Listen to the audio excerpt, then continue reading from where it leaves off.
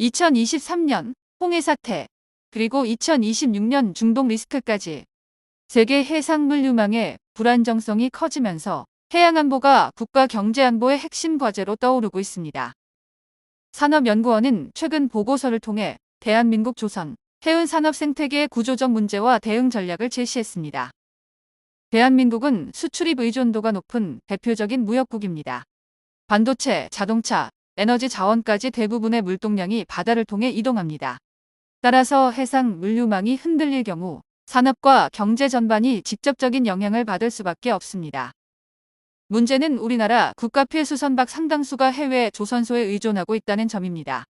특히 벌크선과 자동차 운반선, 중소형 유조선과 컨테이너선 발주가 중국으로 집중되고 있습니다. 향후 국가 안보와 직결되는 핵심 선박조차 중국 건조 선박으로 대체될 가능성이 커지고 있습니다.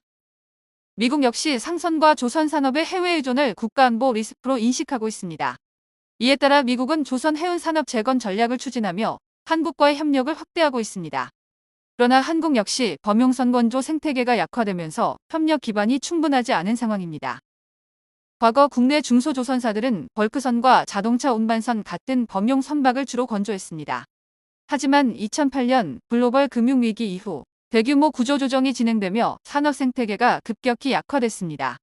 현재는 조선소뿐 아니라 기자재, 금융, 선주 기반까지 전반적인 경쟁력이 약화된 상태입니다. 보고서는 이제 조선 산업만의 문제가 아니라 국가 전체의 전략적 협력이 필요하다고 강조합니다. 정부와 화주, 선주, 조선사, 기자재 업체, 선급, 금융기관까지 모두 연결된 해양 생태계 구축이 필요하다는 것입니다. 우선 국가 필수 선대를 확대해 안정적인 국내 해운 수요를 확보해야 합니다. 이를 통해 국내 조선소가 지속적으로 선박을 건조할 수 있는 기반을 마련하고 경제 안보 대응 역량도 강화할 수 있습니다. 동시에 선박금융과 세제 지원 확대, 우량 선주 육성 정책도 함께 추진돼야 합니다.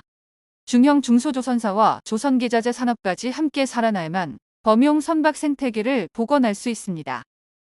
산업연구원은 국가 필수 선대 확대를 시작으로 해운 경쟁력 확보와 조선 생태계 강화, 그리고 해양안보 강화로 이어지는 선순환 구조를 구축해야 한다고 강조했습니다. 해양 공급망 위기가 일상이 된 시대, 조선과 해운 산업의 재건은 단순한 산업 정책이 아니라 대한민국 경제 안보를 위한 핵심 전략이 되고 있습니다.